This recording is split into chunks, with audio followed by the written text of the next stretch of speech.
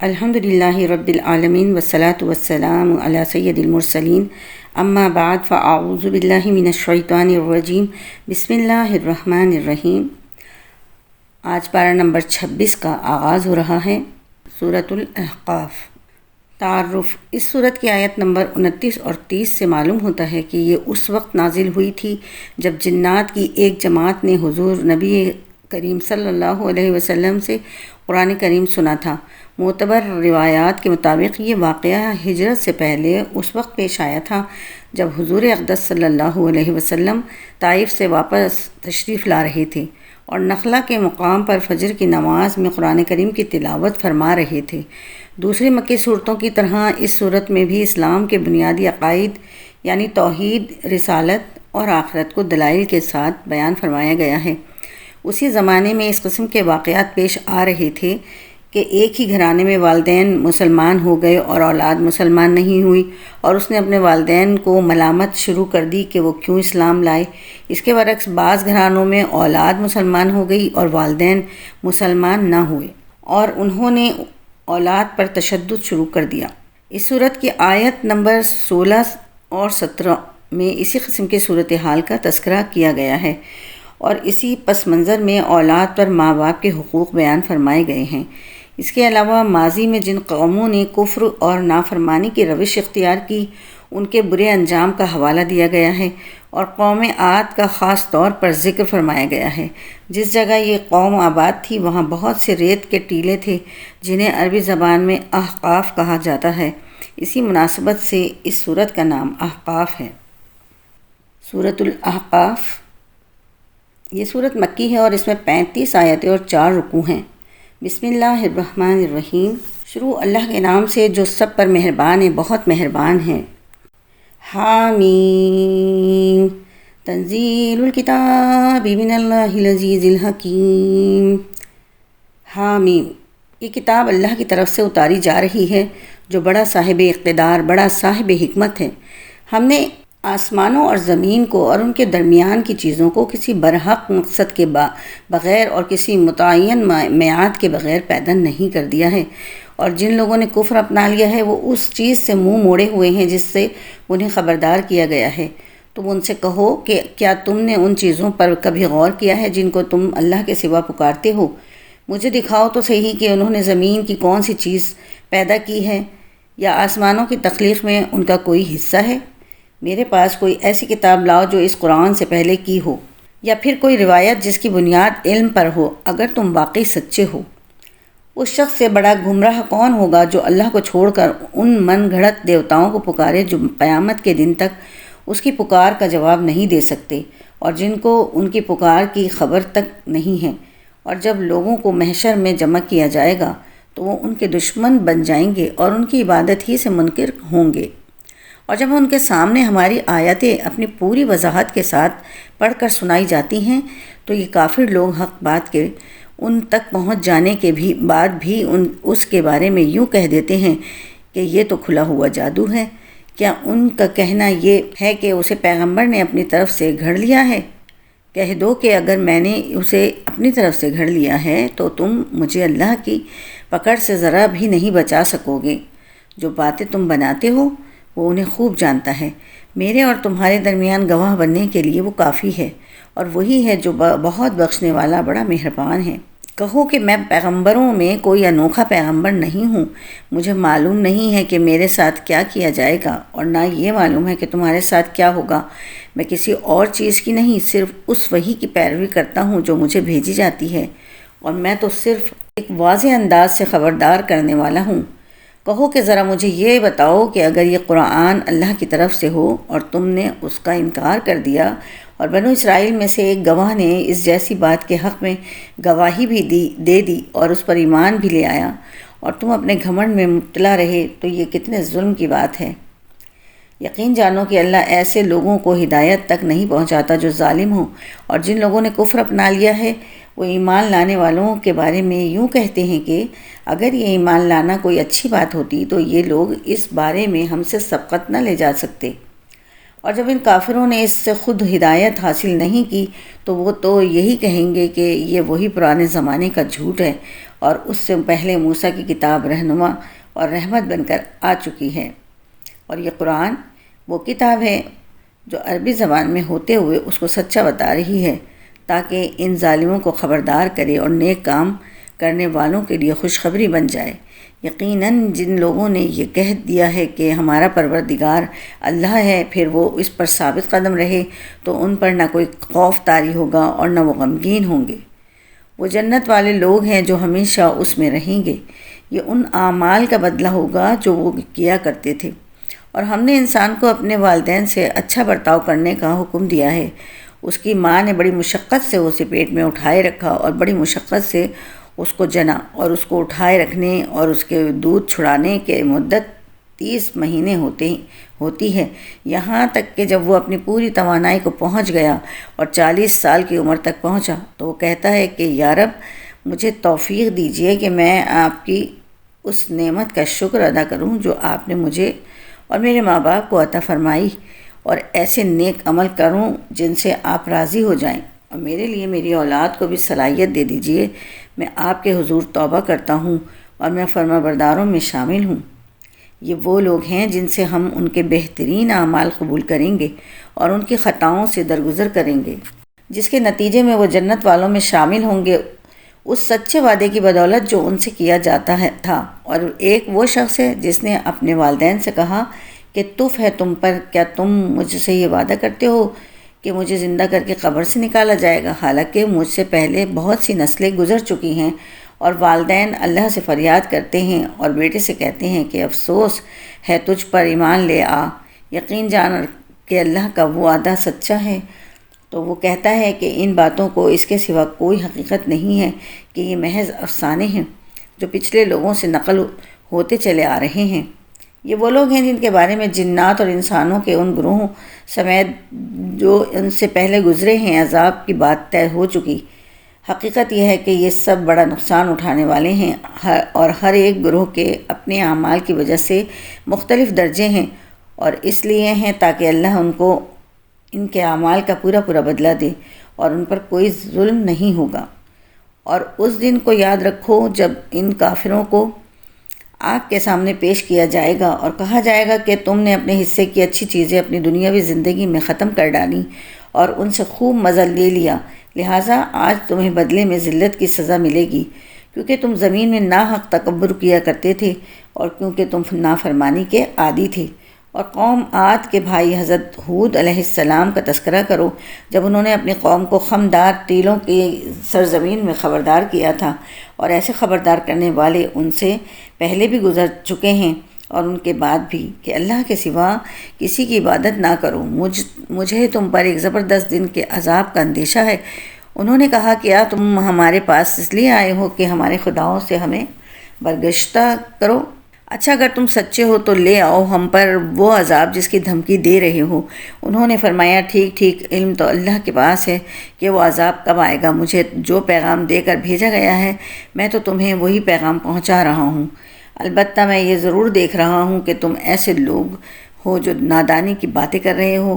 پھر ہوا یہ کہ جب انہوں نے اس عذاب کو ایک بادل کی شکل میں آتا دیکھا جو ان کی وادیوں کا رخ کر رہا تھا، تو انہوں نے کہا کہ یہ بادل ہے جو ہم پر بارش برسائے گا، نہیں بلکہ یہ وہ چیز ہے جس کی تم نے جلدی مچائی تھی، ایک آندھی جس میں دردناک عذاب ہے، جو اپنے پروردگار کے حکم سے ہر چیز کو تہس نہس کر ڈالے گی۔ غرض ان کی حالت یہ ہو گئی کہ ان کے گھروں کے سوا کچھ نظر نہیں آتا تھا۔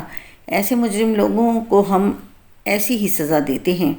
اور اے عرب کے لوگوں، ہم نے ان لوگوں کو ان باتوں کی طاقت دی تھی جن کی طاقت تمہیں نہیں دی، اور ہم نے ان کو کان، آنکھیں اور دل سب کچھ دے رکھے تھے، لیکن نہ ان کے کان اور ان کی آنکھیں ان کے کچھ کام آئیں اور نہ ان کے دل، کیونکہ وہ اللہ کی آیتوں کا انکار کرتے تھے، اور جس چیز کا وہ مذاق اڑایا کرتے تھے اسی نے انہیں آ گھیرا۔ اور ہم نے اور بستیوں کو بھی ہلاک کیا ہے جو تمہارے ارد گرد واقع تھیں، جبکہ ہم طرح طرح کی نشانیاں ان کے سامنے لا چکے تھے تاکہ وہ باز آ جائیں۔ پھر انہوں نے اللہ کے تقرب حاصل کرنے کے لیے جن چیزوں کو اللہ کے سوا معبود بنا رکھا تھا انہوں نے ان کی کیوں مدد نہ کر لی، اس کے بجائے وہ سب ان کے لیے بے نشان ہو گئے۔ یہ تو ان کا سراسر جھوٹ تھا اور بہتان تھا جو انہوں نے تراش لیا رکھا تھا۔ اور اے پیغمبر، یاد کرو جب ہم نے جنات میں سے ایک گروہ کو تمہاری طرف متوجہ کیا کہ وہ قرآن سنیں، چنانچہ جب وہ وہاں پہنچے تو انہوں نے ایک دوسرے سے کہا کہ خاموش ہو جاؤ۔ پھر جب وہ پڑھا جا چکا تو وہ اپنی قوم کے پاس انہیں خبردار کرتے ہوئے واپس پہنچے۔ انہوں نے کہا، اے ہماری قوم کے لوگوں، یقین جانو ہم نے ایک ایسی کتاب سنی ہے جو موسیٰ علیہ السلام کے بعد نازل کی گئی ہے، اپنے سے پہلی کتابوں کی تصدیق کرتی ہے، حق بات اور سیدھے راستے کی طرف رہنمائی کرتی ہے۔ اے ہماری قوم کے لوگوں، اللہ کے داعی کی بات مان لو اور اس پر ایمان لے آؤ، اللہ تمہارے گناہوں کو معاف کر دے گا اور تمہیں ایک دردناک عذاب سے پناہ دے دے گا۔ اور جو کوئی اللہ کے داعی کی بات نہ مانے تو وہ ساری زمین میں کہیں بھی جا کر اللہ کو عاجز نہیں کر سکتا، اور اللہ کے سوا اس کو کسی قسم کے رکھوالے بھی نہیں ملیں گے۔ ایسے لوگ کھلی گمراہی میں مبتلا ہیں۔ کیا ان کو یہ سجھائی نہیں دیا کہ وہ اللہ جس نے سارے آسمان اور زمین کو پیدا کیا اور ان کو پیدا کرنے سے اس کو ذرا بھی تھکن نہیں ہوئی، وہ یقیناً اس بات پر پوری طرح قادر ہے کہ مردوں کو زندہ کر دے، اور کیوں نہ ہو، وہ بے شک ہر چیز کی پوری قدرت رکھنے والا ہے۔ اور جس دن کافروں کو آگ کے سامنے پیش کیا جائے گا، اس دن ان سے پوچھا جائے گا کہ کیا یہ دوزخ سچ نہیں؟ وہ کہیں گے کہ ہمارے رب کی قسم یہ واقعی سچ ہے۔ اللہ ارشاد فرمائے گا کہ پھر چکھو مزہ عذاب کا اس کفر کے بدلے میں جو تم نے اختیار کر رکھا تھا۔ غرض اے پیغمبر، تم اسی طرح صبر کیے جاؤ جیسے اولو العزم پیغمبروں نے صبر کیا ہے، اور ان کے معاملے میں جلدی نہ کرو۔ جس دن یہ لوگ وہ چیز دیکھ لیں گے جس سے انہیں ڈرایا جا رہا ہے، اس دن انہیں یوں محسوس ہوگا جیسے وہ دنیا میں دن کی ایک گھڑی سے زیادہ نہیں رہے۔ یہ ہے وہ پیغام جو پہنچا دیا گیا ہے۔ اب برباد تو وہی لوگ ہوں گے جو نافرمان ہیں۔ الحمدللہ سورہ احقاف کا ترجمہ یہاں اختتام کو پہنچتا ہے۔ بسم اللہ الرحمن الرحیم۔ تعارف سورۃ محمد۔ یہ سورت مدنی زندگی کے ابتدائی دور میں اور بیشتر مفسرین کی رائے میں جنگ بدر کے بعد نازل ہوئی ہے۔ یہ وہ وقت تھا جب عرب کے کفار مدینہ منورہ کی ابھرتی ہوئی اسلامی حکومت کو کسی نہ کسی طرح زیر کرنے کی کوششوں میں لگے ہوئے تھے اور اس پر حملے کرنے کی تیاریاں کر رہے تھے۔ اس لیے اس صورت میں بنیادی طور پر جہاد و قتال کے احکام بیان فرمائے گئے ہیں، اور جو لوگ اللہ تعالیٰ کے دین کا کلمہ بلند رکھنے کے لیے جہاد کرتے ہیں ان کی فضیلت بیان فرمائی گئی ہے۔ مدینہ منورہ میں ایک بڑی تعداد ان منافقوں کی تھی جو زبان سے تو اسلام لے آئے تھے لیکن دل سے وہ کافر تھے۔ ایسے لوگوں کے سامنے جب جہاد اور لڑائی کی بات کی جاتی تو اپنی بزدلی اور دل کی کھوٹ کی وجہ سے لڑائی سے بچنے کے بہانے تلاش کرتے تھے۔ اس صورت میں ان کی مذمت کر کے ان کو کا برا انجام بتایا گیا ہے۔ جنگ کے دوران جو قیدی گرفتار ہوں ان کے احکام بھی اس صورت میں بیان ہوئے ہیں۔ چونکہ اس صورت کی دوسری ہی آیت میں حضور رسول اکرم صلی اللہ علیہ وسلم کا مبارک نام لیا گیا ہے، اس لیے اس کا نام سورہ محمد صلی اللہ علیہ وسلم ہے، اور چونکہ اس میں جہاد و قتال کے احکام بیان فرمائے گئے ہیں اس لیے اس کو سورہ قتال بھی کہا جاتا ہے۔ سورہ محمد یہ سورت مدنی ہے اور اس میں 38 آیتیں اور 4 رکوع ہیں۔ بسم اللہ الرحمن الرحیم۔ شروع اللہ کے نام سے جو سب پر مہربان ہے، بہت مہربان ہے۔ الذین کفروا وصدوا عن سبیل اللہ اضل اعمالہم۔ جن لوگوں نے کفر اختیار کر لیا ہے اور دوسروں کو اللہ کے راستے سے روکا ہے، اللہ نے ان کے اعمال اکارت کر دیے ہیں۔ اور جو لوگ یا ایمان لے آئے اور انہوں نے نیک عمل کیے ہیں اور ہر اس بات کو دل سے مانا ہے جو محمد صلی اللہ علیہ وسلم پر نازل کی گئی ہے، اور وہی حق ہے جو ان کے پروردگار کی طرف سے آیا ہے، اللہ نے ان کی برائیوں کو معاف کر دیا ہے اور ان کی حالت سنوار دی ہے۔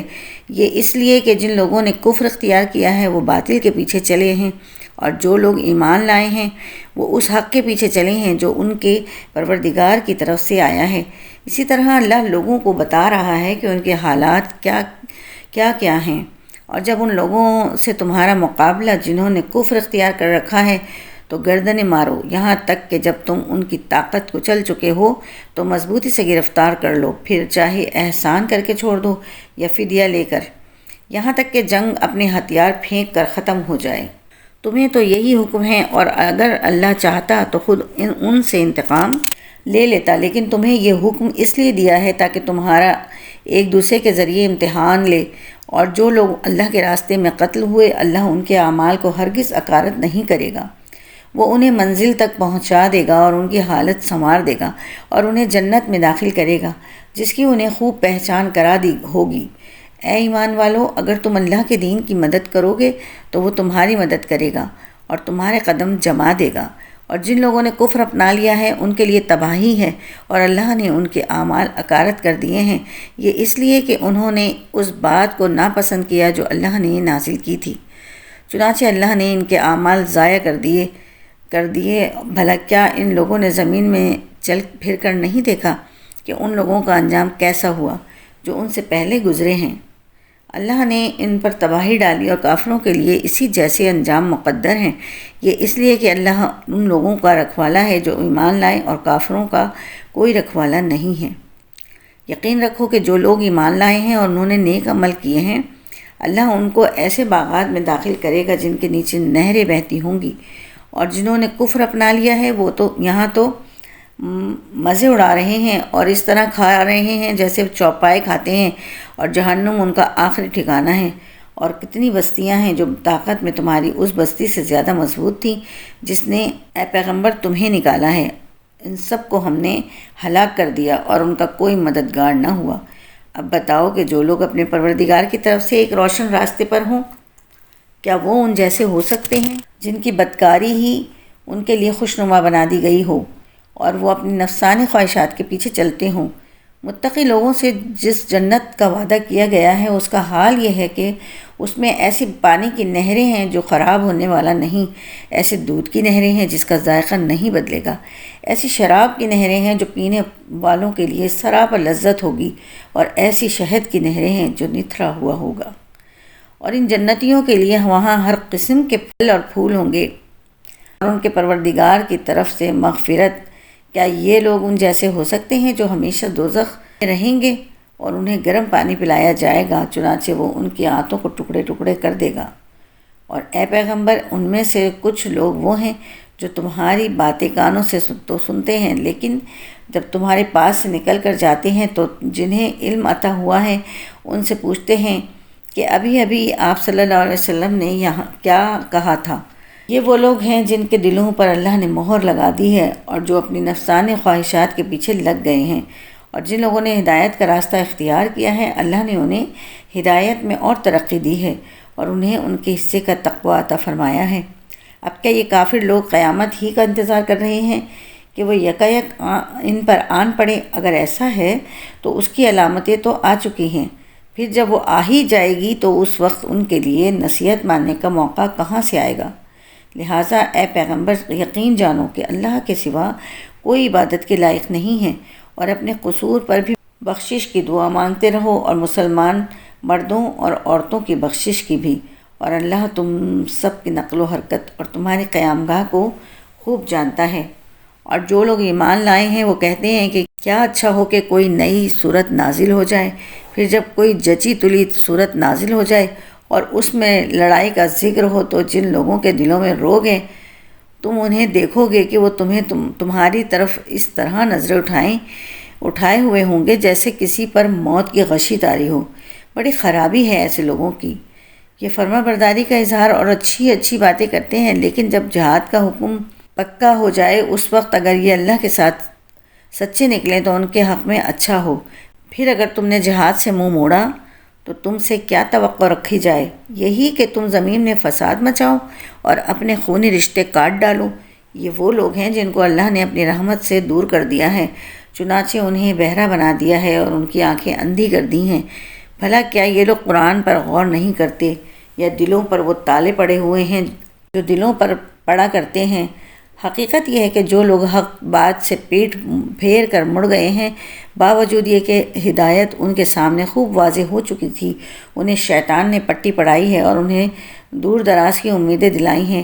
یہ سب اس لیے ہوا کہ جو لوگ اللہ کی نازل کی ہوئی باتوں کو ناپسند کرتے ہیں، ان منافقوں نے ان سے یہ کہا ہے کہ بعض معاملات میں ہم تمہاری بات مانیں گے، اور اللہ ان کی خفیہ باتوں کو خوب جانتا ہے۔ پھر اس وقت ان کا کیا حال بنے گا جب فرشتے ان کی روح اس طرح قبض کریں گے کہ ان کے چہروں پر اور پیٹھوں پر مارتے جاتے ہوں گے۔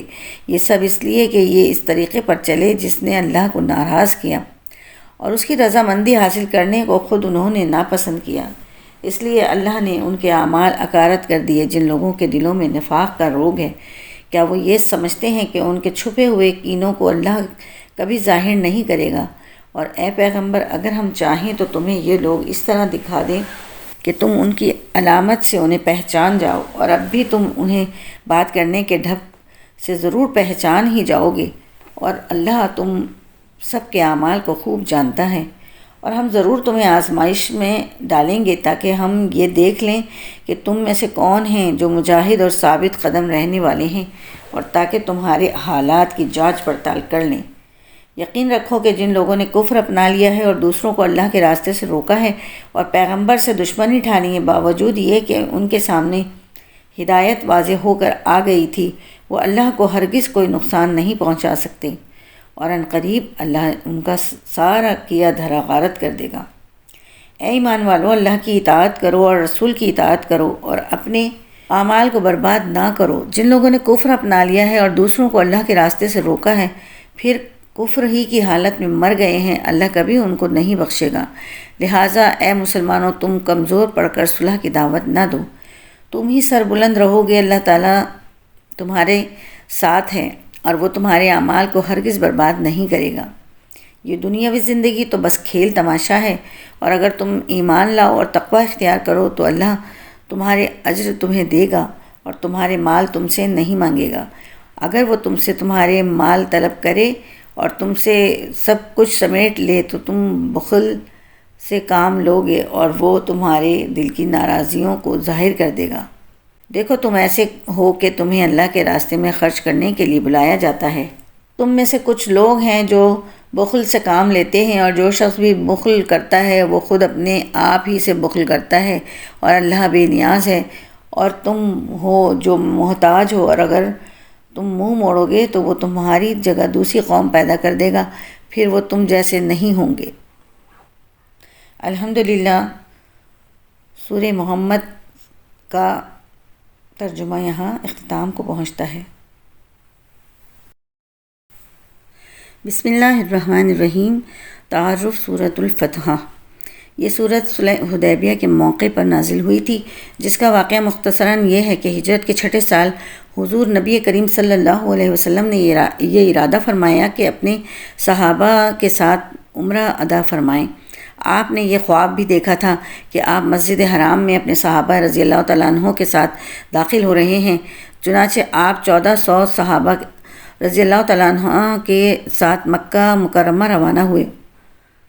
جب مکہ مکرمہ کے قریب پہنچے تو آپ کو پتہ چلا کہ قریش کے مشرکین نے ایک بڑا لشکر تیار کیا ہے، جس کا مقصد یہ ہے کہ آپ کو مکہ مکرمہ میں داخل ہونے سے روکے۔ اس خبر کے ملنے پر آپ نے اپنی پیش قدمی روک دی اور مکہ مکرمہ سے کچھ دور حدیبیہ کے مقام پر پڑاؤ ڈالا۔ یہ جگہ آج کل شمیسی کہلاتی ہے۔ وہاں سے آپ نے حضرت عثمان رضی اللہ تعالیٰ عنہ کو اپنا ایلچی بنا کر مکہ مکرمہ بھیجا تاکہ وہ وہاں کے سرداروں کو بتائیں کہ حضرت صلی اللہ علیہ وسلم کسی جنگ کے ارادے سے نہیں آئے ہیں، وہ صرف عمرہ کرنا چاہتے ہیں اور عمرہ کر کے پرامن طور پر واپس چلے جائیں گے۔ حضرت عثمان رضی اللہ تعالیٰ عنہ مکہ مکرمہ گئے تو ان کے جانے کے کچھ ہی بعد یہ افواہ پھیل گئی کہ مکہ مکرمہ کے کافروں نے انہیں قتل کر دیا ہے۔ اس موقع پر حضرت صلی اللہ علیہ وسلم نے صحابہ کرام کو جمع کر کے ان سے یہ بیعت لی، یعنی ہاتھ میں ہاتھ لے کر یہ عہد لیا کہ اگر کفار مکہ مسلمانوں پر حملہ آور ہوئے تو وہ ان کے مقابلے میں اپنی جانوں کی قربانی پیش کریں گے۔ اس کے بعد حضرت صلی اللہ علیہ وسلم نے قبیلہ خزا کے ایک سردار کے ذریعے قریش کے سرداروں کو یہ پیشکش کی کہ اگر وہ ایک مدت تک جنگ بندی کا معاہدہ کرنا چاہیں تو آپ اس کے لیے تیار ہیں۔ جواب میں مکہ مکرمہ سے کئی ایلچی آئے اور آخرکار ایک معاہدہ لکھا گیا جس میں محمد بن اسحاق کی روایت کے مطابق یہ طے ہوا کہ حضرت صلی اللہ علیہ وسلم اور قریش آئندہ 10 سال تک ایک دوسرے کے خلاف کوئی جنگ نہیں کریں گے۔ سیرت ابن ہشام 2:317، فتح الباری 8:283۔ اسی معاہدے کو صلح حدیبیہ کا معاہدہ کہا جاتا ہے۔ صحابہ کرام رضی اللہ عنہ اس موقع پر کافروں کے طرز عمل سے بہت غم و غصے کی حالت میں تھے، اور کافروں نے صلح کی یہ شرط رکھی تھی کہ اس وقت مسلمان واپس مدینہ منورہ چلے جائیں اور اگلے سال آ کر عمرہ کریں۔ تمام صحابہ احرام باندھ کر آئے تھے، اور کافروں کی ضد کی وجہ سے احرام کھولنا ان کو بہت بھاری معلوم ہو رہا تھا۔ اس کے علاوہ کافروں نے ایک شرط یہ بھی رکھی تھی کہ اگر مکہ مکرمہ کا کوئی شخص مسلمان ہو کر مدینہ منورہ جائے گا تو مسلمانوں کے لیے ضروری ہوگا کہ وہ اسے واپس مکہ مکرمہ بھیجیں، اور اگر کوئی شخص مدینہ منورہ چھوڑ کر مکہ مکرمہ آئے گا تو قریش کے ذمے یہ نہیں ہوگا کہ وہ اسے واپس مدینہ منورہ بھیجیں۔ یہ شرط بھی مسلمانوں کے لیے بہت تکلیف دہ تھی، اور اس کی وجہ سے وہ یہ چاہتے تھے کہ ان شرائط کو قبول کرنے کے بجائے ان کافروں سے ابھی ایک فیصلہ کن معرکہ ہو جائے، لیکن اللہ تعالیٰ کو یہ منظور نہ تھا۔ یہ منظور تھا کہ اسی صلح کے نتیجے میں آخرکار قریش کا اقتدار ختم ہوا۔ یہ شرط بھی مسلمانوں کے لیے بہت تکلیف دہ تھی، اور اس کی وجہ سے وہ یہ چاہتے تھے کہ ان شرائط کو قبول کرنے کے بجائے ان کافروں سے ابھی ایک فیصلہ کن معرکہ ہو جائے، لیکن اللہ تعالیٰ کو یہ منظور تھا کہ اسی صلح کے نتیجے میں آخرکار قریش کی اقتدار ختم ہو۔ اس لیے اللہ تعالیٰ کے حکم سے حضرت صلی اللہ علیہ وسلم نے یہ شرائط منظور کر لیں۔ صحابہ کرام رضی اللہ تعالیٰ عنہ اس وقت جہاد کے جوش سے سرشار تھے اور موت پر بیعت کر چکے تھے، لیکن حضرت صلی اللہ علیہ وسلم کے حکم کے آگے انہوں نے سر جھکا دیا اور صلح پر راضی ہو کر واپس مدینہ منورہ چلے گئے اور اگلے سال عمرہ کیا۔ اس کے کچھ ہی عرصے کے بعد ایک واقعہ تو یہ ہوا کہ ایک صحاب جن کا نام ابو بصیر رضی اللہ تعالیٰ عنہ تھا، مسلمان ہو کر مدینہ منورہ آئے، اور حضرت صلی اللہ علیہ وسلم نے معاہدے کے مطابق انہیں واپس بھیج دیا۔ انہوں نے مکہ مکرمہ جانے کے بجائے ایک درمیانی جگہ پڑاؤ ڈال کر قریش کے خلاف چھاپہ مار جنگ شروع کر دی، کیونکہ وہ صلح حدیبیہ کے معاہدے کے پابند نہیں تھے۔ اس چھاپہ مار جنگ سے قریش اتنے پریشان ہوئے کہ خود انہوں نے حضرت صلی اللہ علیہ وسلم سے یہ درخواست کی کہ اب ہم وہ شرط واپس لیتے ہیں جس کی روح سے مکہ مکرمہ کے مسلمانوں کو واپس بھیجنا ضروری قرار دیا گیا تھا۔ قریش نے کہا کہ اب جو کوئی مسلمان ہو کر آئے تو آپ اسے مدینہ منورہ ہی میں رکھیں، اور ابو بصیر رضی اللہ عنہ اور ان کے ساتھیوں کو بھی اپنے پاس بلا لیں۔ چنانچہ آپ نے انہیں مدینہ منورہ بلا لیا۔ اور دوسرا واقعہ یہ ہوا کہ قریش کے کافروں نے 2 سال کے اندر اندر حدیبیہ کے معاہدے کی خلاف ورزی کی، اور حضرت صلی اللہ علیہ وسلم نے انہیں پیغام بھیجا کہ یا تو وہ اس کی تلافی کریں یا معاہدہ ختم کریں۔ قریش نے اس وقت غرور میں آ کر کوئی بات نہ مانی، جس کی وجہ سے حضرت صلی اللہ علیہ وسلم نے ان کو پیغام بھیج دیا کہ اب ہمارا آپ کا معاہدہ ختم ہو گیا ہے۔ اس کے بعد آپ نے ہجرت کے 8ویں سال 10,000 صحابہ کرام کے ساتھ مکہ مکرمہ کی طرف پیش قدمی فرمائی۔ اس وقت تک قریش کا غرور ٹوٹ چکا تھا، اور حضرت صلی اللہ علیہ وسلم کسی خاص خونریزی کے بغیر مکہ مکرمہ میں فاتحہ بن کر داخل ہوئے، اور قریش کے لوگوں نے شہر آپ کے حوالے کر دیا۔ فتح میں صلح حدیبیہ کے مختلف واقعات کا حوالہ دیا گیا ہے، اور صحابہ کرام کی تعریف کی گئی ہے کہ انہوں نے اس واقعے کے ہر مرحلے پر بڑی بہادری، سرفروشی اور اطاعت کے جذبے کا مظاہرہ کیا۔ دوسری طرف منافقین کی بداعمالیوں اور ان کے برے انجام کا بھی ذکر فرمایا گیا ہے۔ سورۃ الفتح، یہ سورت مدنی ہے اور اس میں 29 آیتیں اور 4 رکوع ہیں۔ بسم اللہ الرحمن الرحیم، شروع اللہ کے نام سے جو سب پر مہربان ہے، بہت مہربان ہے۔ ان فتحنا لک فتحا مبینا، اے پیغمبر یقین جانو ہم نے تمہیں کھلی ہوئی فتح عطا کر دی ہے، تاکہ اللہ تمہاری اگلی پچھلی تمام کوتاہیوں کو معاف کر دے، اور تاکہ اپنی نعمت تم پر مکمل کر دے اور تمہیں سیدھے راستے پر لے چلے، اور تاکہ اللہ تمہاری ایسی مدد کرے جو سب پر غالب آ جائے۔ وہی ہے جس نے ایمان والوں کے دلوں میں سکینت اتار دی، تاکہ ان کے ایمان میں مزید ایمان کا اضافہ ہو، اور آسمانوں اور زمینوں کے تمام لشکر اللہ ہی کے ہیں، اور اللہ علم کا بھی مالک ہے، حکمت کا بھی مالک۔ تاکہ وہ مومن مردوں اور عورتوں کو ایسے باغات میں داخل کرے جن کے نیچے نہریں بہتی ہیں، جہاں وہ ہمیشہ بسے رہیں گے، اور ان کی برائیوں کو ان سے دور کر دے، اور اللہ کے نزدیک یہ بڑی زبردست کامیابی ہے، اور تاکہ ان منافق مردوں اور منافق عورتوں اور مشرک مردوں اور مشرک عورتوں کو عذاب دے جو اللہ کے ساتھ بدگمانیاں رکھتے ہیں۔ برائی کا پھیر انہی پر پڑا ہوا ہے اور اللہ ان سے ناراض ہے۔ اس نے ان کو اپنی رحمت سے دور کر دیا ہے اور ان کے لیے جہنم تیار کر رکھی ہے، اور وہ بہت ہی برا ٹھکانہ ہے۔ اور آسمانوں اور زمین کے تمام لشکر اللہ ہی کے ہیں، اور اللہ اقتدار کا بھی مالک ہے، حکمت کا بھی مالک ہے۔ اے پیغمبر، ہم نے تمہیں گواہی دینے والا، خوشخبری دینے والا اور خبردار کرنے والا بنا کر بھیجا ہے، تاکہ اے لوگوں تم اللہ اور اس کے رسول پر ایمان لاؤ اور اس کی مدد کرو اور اس کی تعظیم کرو، اور صبح و شام اللہ کی تسبیح کرتے رہو۔ اے پیغمبر، جو لوگ تم سے بیعت کر رہے ہیں وہ در حقیقت اللہ سے بیعت کر رہے ہیں، اللہ کا ہاتھ ان کے ہاتھوں پر ہے۔ اس کے بعد جو کوئی عہد توڑے گا اس کے عہد توڑنے کا وبال اسی پر پڑے گا، اور جو کوئی اس عہد کو پورا کرے گا جو اس نے اللہ سے کیا ہے تو اللہ اس کو زبردست ثواب عطا کرے گا۔ وہ دیہاتی جو حدیبیہ کے سفر میں پیچھے رہ گئے تھے، اب وہ تم سے ضرور یہ کہیں گے کہ ہمارے مال و دولت اور ہمارے اہل و عیال نے ہمیں مشغول کر لیا تھا، اس لیے ہمارے لیے مغفرت کی دعا کر دیجیے۔ وہ اپنی زبانوں سے وہ باتیں کہتے ہیں جو ان کے دلوں میں نہیں ہوتی۔ ان سے کہو کہ اچھا، تو اگر اللہ تمہیں کوئی نقصان پہنچانا چاہے یا فائدہ پہنچانا چاہے تو کون ہے جو اللہ کے سامنے تمہارے معاملے میں کچھ بھی کرنے کی طاقت رکھتا ہو؟ بلکہ جو کچھ تم کرتے ہو اللہ اس سے پوری طرح باخبر ہے۔ حقیقت تو یہ ہے کہ تم نے یہ سمجھا تھا کہ رسول صلی اللہ علیہ وسلم اور دوسرے مسلمان کبھی اپنے گھر والوں کے پاس لوٹ کر نہیں آئیں گے، اور یہی بات تمہارے دلوں کو اچھی معلوم ہوتی تھی، اور تم نے برے برے گمان کیے تھے، اور تم ایسے لوگ بن گئے تھے جنہیں برباد ہونا تھا۔ اور جو شخص اللہ اور اس کے رسول کو پر ایمان نہ لائے تو وہ یاد رکھے کہ ہم نے کافروں کے لیے بھڑکتی ہوئی آگ تیار کر رکھی ہے، اور آسمانوں اور زمین کی سلطنت تمام تر اللہ ہی کی ہے، وہ جس کو چاہے بخش دے اور جس کو چاہے عذاب دے، اور اللہ بہت بخشنے والا، بہت مہربان ہے۔ مسلمانوں، جب تم غنیمت کے مال لینے کے لیے چلو گے تو یہ حدیبیہ کے سفر سے پیچھے رہنے والے تم سے کہیں گے کہ ہمیں بھی اپنے ساتھ لے چلو۔ وہ چاہیں گے کہ اللہ کی بات کو بدل دیں، تم کہہ دینا کہ تم ہرگز ہمارے ساتھ نہیں چلو گے، اللہ نے پہلے سے یوں ہی فرما رکھا ہے۔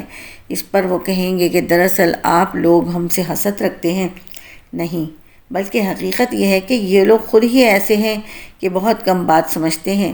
ان پیچھے رہنے والے دیہاتیوں سے کہہ دینا کہ عنقریب تمہیں ایسے لوگوں کے پاس لڑنے کے لیے بلایا جائے گا جو بڑے سخت جنگجو ہوں گے، کہ یا تو ان سے لڑتے رہو یا وہ اطاعت قبول کر لیں۔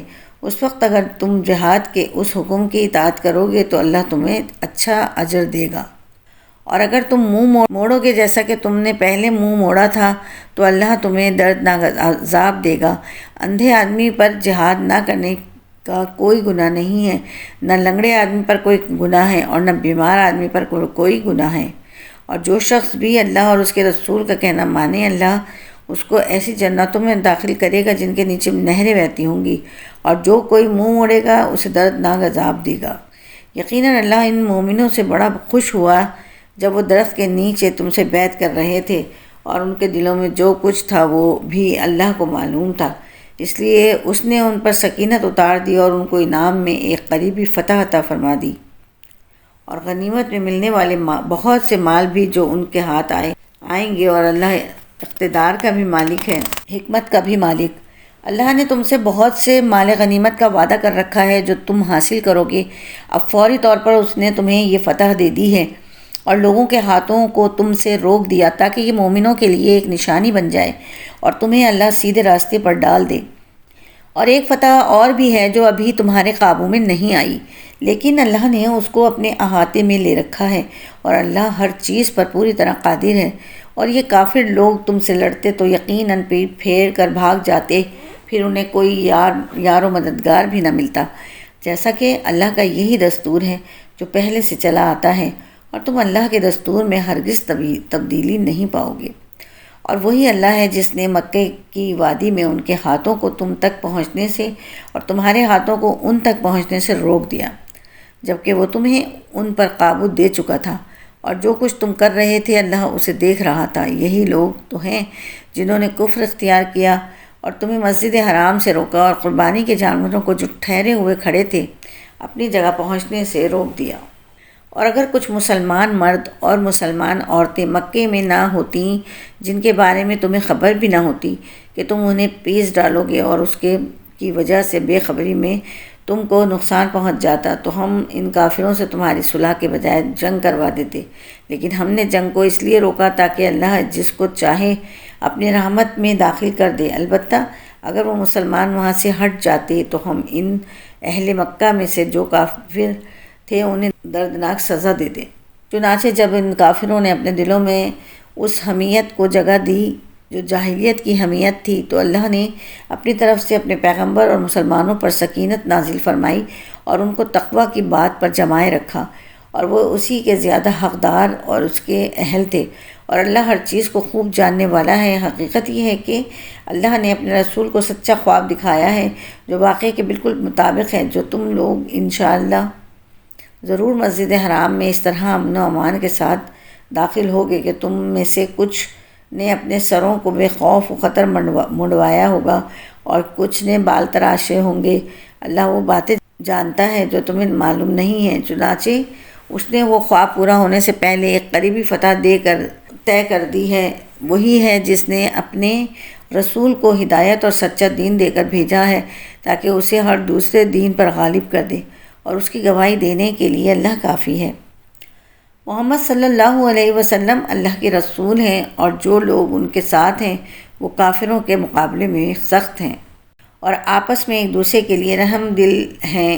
تم انہیں دیکھو گے کہ کبھی رکوع میں ہیں، کبھی سجدے میں ہیں، غرض اللہ کے فضل اور خوشنودی کی تلاش میں لگے ہوئے ہیں۔ ان کی علامت سجدے کے اثر سے ان کے چہروں پر نمایاں ہیں۔ یہ ہیں ان کے وہ اوصاف جو تورات میں مذکور ہیں، اور انجیل میں ان کی مثال یہ ہے کہ جیسے ایک کھیتی ہو جس نے اپنی کوپل نکالی، پھر اس کو مضبوط کیا، پھر وہ موٹی ہو گئی، پھر اپنے تنے پر اس طرح سیدھی کھڑی ہو گئی کہ کاشتکار اس سے خوش ہوتے ہیں، تاکہ اللہ ان کی اس ترقی سے کافروں کا دل جلائے۔ یہ لوگ جو ایمان لائے ہیں اور انہوں نے نیک عمل کیے ہیں، اللہ نے ان سے مغفرت اور زبردست ثواب کا وعدہ کر لیا ہے۔ الحمدللہ یہاں سورۃ الفتح اپنے اختتام کو پہنچی۔ بسم اللہ الرحمن الرحیم۔ سورۃ الحجرات۔ تعارف۔ اس سورت کے بنیادی موضوع دو ہیں، ایک یہ کہ مسلمانوں کو حضور نبی کریم صلی اللہ علیہ وسلم کے ساتھ تعظیم کا کیسا رویہ اختیار کرنا چاہیے، اور دوسرے یہ کہ مسلمانوں کے درمیان اتحاد و اتفاق قائم رکھنے کے لیے کن اصولوں پر عمل کرنا ضروری ہے۔ اس سلسلے میں پہلے تو یہ بتایا گیا ہے کہ اگر مسلمانوں کے دو گروہوں میں اختلاف پیدا ہو جائے تو دوسرے مسلمانوں پر کیا فریضہ عائد ہوتا ہے، اور اس کے بعد وہ اسباب بیان فرمائے گئے ہیں جو عام طور سے رہن سہن کے دوران آپس کے لڑائی جھگڑے پیدا کرتے ہیں، مثلاً ایک دوسرے کا مذاق اڑانا، غیبت کرنا، دوسروں کے معاملات میں ناحق مداخلت کرنا، بدگمانی کرنا وغیرہ۔ نیز یہ حقیقت پوری وضاحت اور تاکید کے ساتھ بیان فرمائی گئی ہے کہ خاندان کے قبیلے، زبان اور قومیت کی بنیاد پر ایک دوسرے کے مقابلے میں اپنی بڑائی جتانے کا اسلام میں کوئی جواز نہیں ہے۔ تمام انسان برابر ہیں، اور اگر کسی کو دوسرے پر کوئی فوقیت ہو سکتی ہے تو وہ صرف اپنے کردار اور تقوی کی بنیاد پر ہو سکتی ہے۔ سورت کے آخر میں یہ حقیقت بیان فرمائی گئی ہے کہ مسلمان ہونے کے لیے صرف زبان سے اسلام کا اقرار کر لینا کافی نہیں ہے، بلکہ اللہ تعالیٰ اور اس کے رسول صلی اللہ علیہ وسلم کے تمام احکام کو دل سے ماننا بھی ضروری ہے۔ اس کے بغیر اسلام کا دعویٰ معتبر نہیں ہے۔ حجرات عربی میں حجرے کی جمع ہے جو کمرے کو کہتے ہیں۔ اس سورت کی چوتھی آیت میں حضرت صلی اللہ علیہ وسلم کے رہائشی حجروں کے پیچھے سے آپ کو آواز دینے سے منع فرمایا گیا ہے، اس وجہ سے اس سورت کا نام سورہ حجرات رکھا گیا ہے۔ سورۃ الحجرات۔ یہ سورت مدنی ہے اور اس میں 18 آیتیں اور 2 رکوع ہیں۔ بسم اللہ الرحمن الرحیم۔ شروع اللہ کے نام سے جو سب پر مہربان ہے، بہت مہربان ہے۔ اے ایمان والو، اللہ اور اس کے رسول کے آگے نہ بڑھا کرو اور اللہ سے ڈرتے رہو۔ اللہ یقیناً سب کچھ سنتا، سب کچھ جانتا ہے۔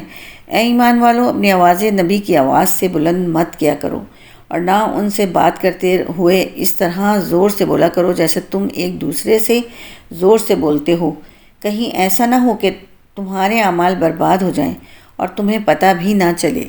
یقین جانو، جو لوگ اللہ کے رسول صلی اللہ علیہ وسلم کے پاس اپنی آوازیں نیچی رکھتے ہیں، یہ وہی لوگ ہیں جن کے دلوں کو اللہ نے خوب جانچ کر تقوی کے لیے منتخب کر لیا ہے۔ ان کو مغفرت بھی حاصل ہے اور زبردست اجر بھی۔ اے پیغمبر، جو لوگ تمہیں حجروں کے پیچھے سے آواز دیتے ہیں، ان میں سے اکثر کو عقل نہیں ہے، اور اگر یہ لوگ اس وقت سب تک صبر کرتے جب تک تم خود باہر نکل کر ان کے پاس آ جاتے تو ان کے لیے بہتر ہوتا، اور اللہ بہت بخشنے والا، بہت مہربان ہے۔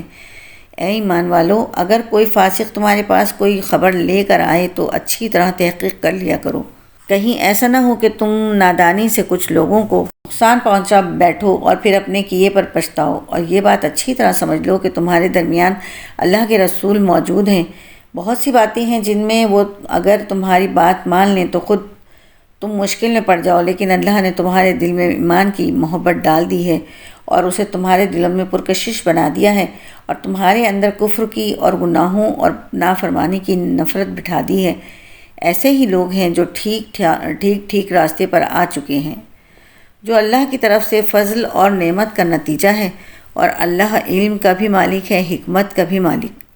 اور اگر مسلمانوں کے دو گروہ آپس میں لڑ پڑیں تو ان کے درمیان صلح کراؤ، پھر اگر ان میں سے ایک گروہ دوسرے کے ساتھ زیادتی کرے تو اس گروہ سے لڑو جو زیادتی کر رہا ہو، یہاں تک کہ وہ اللہ کے حکم کی طرف لوٹ آئے۔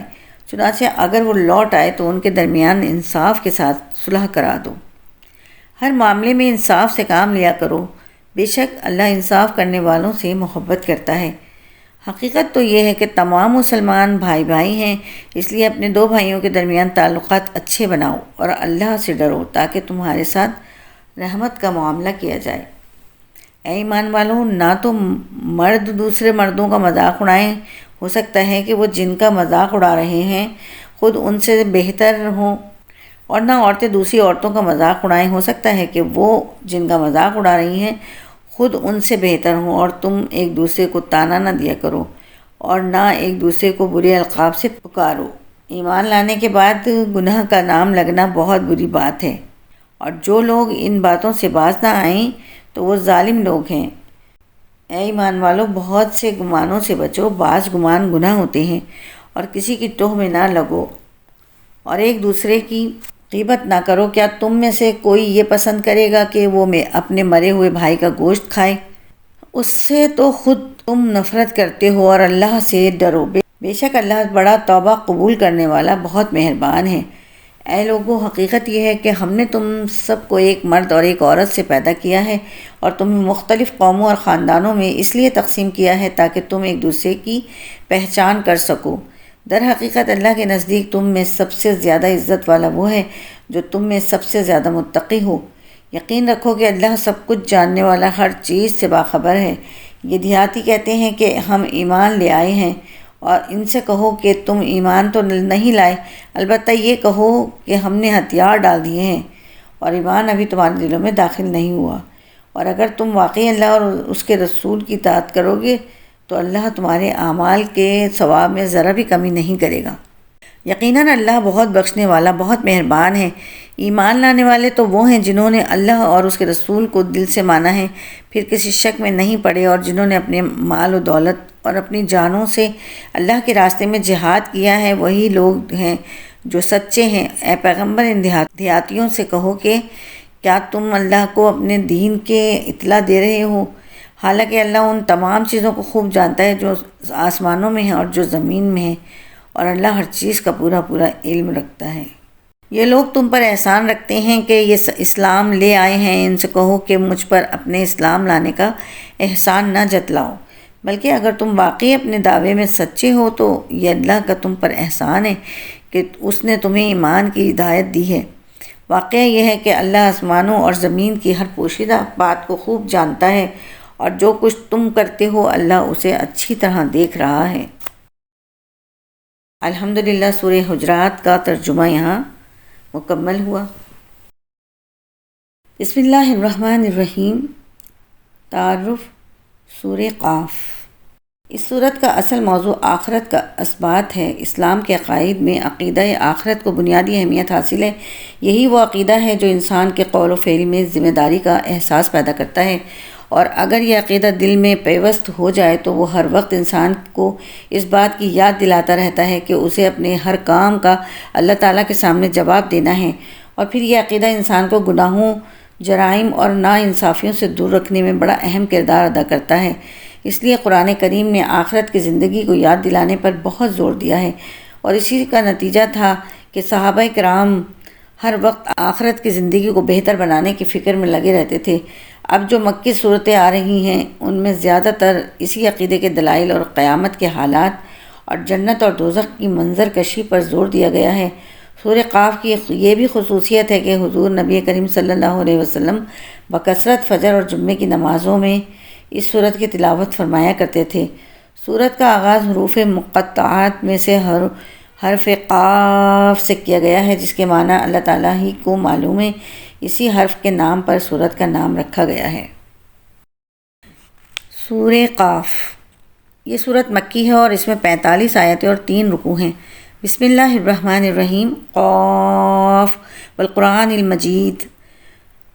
قرآن مجید کی قسم، ان کافروں نے پیغمبروں کو کسی دلیل کی وجہ سے نہیں جھٹلایا، بلکہ انہوں نے اس بات پر حیرت کا اظہار کیا ہے کہ کوئی آخرت سے ڈرانے والا خود انہی میں سے کیسے آ گیا۔ چنانچہ ان کافروں نے یہ کہا کہ یہ تو بڑی عجیب بات ہے، بھلا کیا جب ہم مر کھپ جائیں گے اور مٹی ہو جائیں گے اس وقت ہمیں پھر زندہ کیا جائے گا؟ یہ واپسی تو ہماری سمجھ سے دور ہے۔ واقعہ تو یہ ہے کہ زمین ان کے جن حصوں کو کھا کر گھٹا دیتی ہے ہمیں ان کا پورا علم ہے، اور ہمارے پاس ایک کتاب ہے جو سب کچھ محفوظ رکھتی ہے۔ دراصل انہوں نے سچ کو اسی وقت جھٹلا دیا تھا جب وہ ان کے پاس آیا تھا، چنانچہ وہ متضاد باتوں میں پڑے ہوئے ہیں۔ بھلا کیا انہوں نے اپنے اوپر آسمان کو نہیں دیکھا کہ ہم نے اسے کیسے بنایا ہے، اور ہم نے اسے خوبصورتی بخشی ہے اور اس میں کسی قسم کے رخنے نہیں ہیں، اور زمین ہے کہ ہم نے اسے پھیلا دیا ہے اور اس میں پہاڑوں کے لنگر ڈال دیے ہیں، اور اس میں ہر طرح کی خوشنما چیزیں اگائی ہیں تاکہ وہ اللہ سے لو لگانے والے ہر بندے کے لیے بصیرت اور نصیحت کا سامان ہوں۔ اور ہم نے آسمان سے برکتوں والا پانی اتارا، پھر اس کے ذریعے باغات اور وہ اناج کے دانے اگائے جن کی کٹائی ہوتی ہے، اور کھجور کے اونچے اونچے درخت جن میں تہ بتہ خوشے ہوتے ہیں تاکہ ہم بندوں کو رزق عطا کریں، اور اس طرح ہم نے اس پانی سے ایک مردہ پڑے ہوئے شہر کو زندگی دے دی۔ بس اسی طرح انسانوں کا قبروں سے نکلنا بھی ہوگا۔ ان سے پہلے نوح کی قوم اور اصحاب الرس اور سمود کے لوگوں نے بھی اس بات کو جھٹلایا تھا، نیز قوم عاد اور فرعون اور لوط کے بھائیوں نے بھی، اور اصحاب الایکہ اور تبع کی قوم نے بھی، ان سب نے پیغمبروں کو جھٹلایا تھا۔ اس لیے میں نے جس عذاب سے ڈرایا تھا وہ سچ ہو کر رہا۔ بھلا کیا ہم پہلی بار پیدا کرنے سے تھک گئے تھے؟ نہیں، لیکن یہ لوگ ازسر نو پیدا کرنے کے بارے میں دھوکے میں پڑے ہوئے ہیں، اور حقیقت یہ ہے کہ ہم نے انسان کو پیدا کیا ہے، اور اس کے دل میں جو خیالات آتے ہیں ان تک سے ہم خوب واقف ہیں، اور ہم اس کی شہ رگ سے بھی زیادہ اس کے قریب ہیں۔ اس وقت بھی جب اعمال کو لکھنے والے 2 فرشتے لکھ رہے ہوتے ہیں، ایک دائیں جانب اور دوسرا بائیں جانب بیٹھا ہوتا ہے، انسان کوئی لفظ زبان سے نکال نہیں پاتا مگر اس پر ایک نگراں مقرر ہوتا ہے، ہر وقت لکھنے کے لیے تیار، اور موت کی سختی سچ مچ آنے ہی والی ہے۔ اے انسان، یہ وہ چیز ہے جس سے تو بدکتا تھا، اور سور پھونکا جانے والا ہے۔ یہ وہ دن ہوگا جس سے ڈرایا جاتا تھا، اور ہر شخص اس طرح آئے گا کہ اس کے ساتھ ایک ہانکنے والا ہوگا اور ایک گواہی دینے والا۔ حقیقت یہ ہے کہ تو اس واقعے کی طرف سے غفلت میں پڑا ہوا تھا، اب ہم نے تجھ سے وہ پردہ ہٹا دیا ہے جو تجھ پر پڑا ہوا تھا، چنانچہ آج تیری نگاہ خوب تیز ہو گئی ہے۔ اور اس کا ساتھی کہے گا کہ یہ ہے وہ اعمال نامہ جو میرے پاس تیار ہے۔ حکم دیا جائے گا کہ تم دونوں اس شخص کو جہنم میں ڈال دو جو کٹر کافر اور حق کا پکا دشمن تھا، جو دوسروں کو بھلائی سے روکنے کا عادی، بے حد زیادتی کرنے والا اور حق بات میں شک ڈالنے والا، جس نے اللہ کے ساتھ کسی اور کو معبود بنا رکھا تھا، لہٰذا اب تم دونوں اسے سخت عذاب میں ڈال دو۔ اس کا ساتھی کہے گا کہ اے ہمارے پروردگار، میں نے اسے گمراہ نہیں کیا تھا بلکہ یہ خود ہی پرلے درجے کی گمراہی میں پڑا ہوا تھا۔ اللہ تعالیٰ کہے گا کہ تم میرے سامنے جھگڑے نہ کرو، اور میں تو پہلے ہی تمہارے عذاب کی دھمکی بھیج چکا تھا۔ میرے سامنے وہ بات بدلی نہیں جا سکتی، اور میں بندوں پر کوئی ظلم کرنے والا نہیں ہوں۔ وہ وقت یاد رکھو جب ہم جہنم سے کہیں گے کہ کیا تو بھر گئی، اور وہ کہے گی کہ کیا کچھ اور بھی ہے، اور پرہیزگاروں کے لیے جنت اتنی قریب کر دی جائے گی کہ کچھ بھی دور نہیں رہے گی، اور کہا جائے گا کہ یہ ہے وہ چیز جس کا تم سے یہ وعدہ کیا جاتا تھا کہ وہ ہر اس شخص کے لیے ہے جو اللہ سے خوب لو لگائے ہوئے ہو اور اپنی نگرانی رکھنے والا ہو، جو خدائے رحمان سے اسے دیکھے بغیر ڈرتا ہو اور اللہ کی طرف رجوع ہونے والا دل سے لے کر آئے۔ تم سب اس میں سلامتی کے ساتھ داخل ہو جاؤ۔ وہ دن ابدی زندگی کا دن ہوگا۔ ان جنتیوں کو وہ سب کچھ ملے گا جو وہاں وہ چاہیں گے، اور ہمارے پاس کچھ اور زیادہ بھی ہے، اور ان مکہ کے کافروں سے پہلے ہی کتنی ہی قوموں کو ہلاک کر چکے ہیں جن کی طاقت پر گرفت ان سے زیادہ سخت تھی، چنانچہ انہوں نے سارے شہر چھان مارے تھے۔ کیا ان کے لیے بھاگنے کی کوئی جگہ تھی؟ یقیناً اس میں اس شخص کے لیے بڑی نصیحت کا سامان ہے جس کے پاس دل ہو، یا جو حاضر دماغ بن کر کان دھرے۔ اور ہم نے سارے آسمانوں اور زمین کو اور ان کے درمیان کی چیزوں کو 6 دن میں پیدا کیا، اور ہمیں ذرا سی تھکاوٹ بھی چھو کر نہیں گزری۔ لہٰذا اے پیغمبر، جو کچھ یہ لوگ کہہ رہے ہیں تم اس پر صبر کرو، اور اپنے پروردگار کی حمد کے ساتھ تسبیح کرتے رہو، سورج نکلنے سے پہلے بھی اور سورج ڈوبنے سے پہلے بھی، اور رات کے حصوں میں بھی اس کی تسبیح کرو اور سجدوں کے بعد بھی۔ اور ذرا توجہ سے سنو، جس دن ایک پکارنے والا ایک قریب جگہ سے پکارے گا، جس دن لوگ سچ مچ اس پکار کی آواز سنیں گے، وہ قبروں سے نکلنے کا دن ہوگا۔ یقین رکھو کہ ہم ہی ہیں جو زندگی بھی دیتے ہیں اور موت بھی، اور آخر سب کو ہمارے پاس ہی لوٹنا ہے۔ اس دن جب زمین پھٹ کر ان کے سامنے ان کو اس طرح برباد کر دے گی کہ وہ جلدی جلدی نکل رہے ہوں گے، اس طرح سب کو جمع کر لینا ہمارے لیے بہت آسان ہے۔ جو کچھ یہ لوگ کہتے ہیں ہمیں خوب معلوم ہے، اور اے پیغمبر، تم ان پر زبردستی کرنے والے نہیں ہو، لہٰذا قرآن کے ذریعے ہر اس شخص کو نصیحت کرتے رہو جو میری وعید سے ڈرتا ہے۔ الحمدللہ سورہ قاف کا ترجمہ بھی یہاں مکمل ہوا۔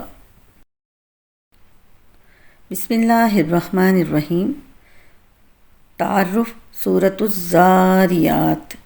یہاں سے سورہ حدید سورت نمبر 57 تک سورہ رحمان کے سوا تمام صورتیں مکی ہیں، اور ان سب کا بنیادی موضوع اسلام کے بنیادی عقائد کی تعلیم، اور خاص طور پر آخرت کی زندگی، جنت اور دوزخ کے حالات، اور پچھلی قوموں کے عبرتناک انجام کا نہایت ہی فصیح و بلیغ اور انتہائی مؤثر تذکرہ ہے۔ اس تاثیر کو کسی بھی ترجمے کے ذریعے کسی اور زبان میں منتقل کرنا ممکن نہیں ہے، لیکن ترجمے کے ذریعے ان کے مفہوم کو کسی درجے میں بیان کرنے کی کوشش کی گئی ہے۔ چونکہ ان تمام صورتوں کے مضامین ایک جیسے ہیں، اس لیے سورہ واقعہ تک ہر صورت کا الگ تعارف نہیں دیا گیا۔ سورۃ الذاریات یہ صورت مکی ہے، اس میں 60 آیتیں اور 3 رکوع ہیں۔ بسم اللہ الرحمن الرحیم۔ شروع اللہ کے نام سے جو سب پر مہربان ہیں، بہت مہربان ہیں۔ والذاریات ضربا، قسم ہے ان ہواؤں کی جو گرد اڑا کر بکھیر دیتی ہیں، پھر ان کی جو بادلوں کا بوجھ اٹھاتی ہیں، پھر ان کی جو آسانی سے رواں دواں ہو جاتی ہیں، اور پھر ان کی جو چیزیں تقسیم کرتی ہیں، کہ جو وعدہ تم سے کیا جا رہا ہے وہ یقینی طور پر سچا ہے، اور اعمال کا بدلہ یقیناً مل کر رہے گا۔ قسم ہے راستوں والے آسمان کی کہ تم متضاد باتوں میں پڑے ہوئے ہو۔ اس آخرت کی حقیقت سے وہی منہ موڑتا ہے جو حق سے بالکل ہی مڑا ہوا ہے۔